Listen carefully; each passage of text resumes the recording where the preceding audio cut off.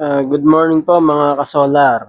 Meron po akong iano sa inyo na bagong negosyo ng aking asawa. Tingnan niyo po 8:47 ng umaga, Friday po, September 5. May bago na naman po siyang naisip na negosyo dahil sa solar. Ito po yun, no. Bumili po si Mrs. ng isang rep na freezer inverter po. Yan po, bagong-bago po yan. May negosyo po siya ngayong yelo. Yan po, napakaraming yelo. Yan po, yelo po na libre. Galing sa araw. Bali, yung energy galing sa araw, libre po. Pero pag binili niyo po to, 5 pesos po isa. Bili po kayo ng yelo. At meron po din tinda siya na ganito, Graham po yata to. Saka salad. Yan po, makakapag-negosyo po kayo pag may solar po kayo.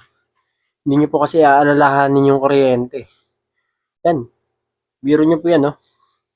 Ang daming yelo niyan, 5 pesos na lang isa po. Libre po, galing sa kuryente, galing po sa araw. Pero babayaran niyo po yung yelo.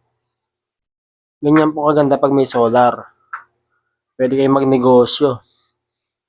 Nalilibre na yung kuryente nyo, kikita pa kayo. Yan po, napakaganda po ng may solar talaga. Libre kuryente.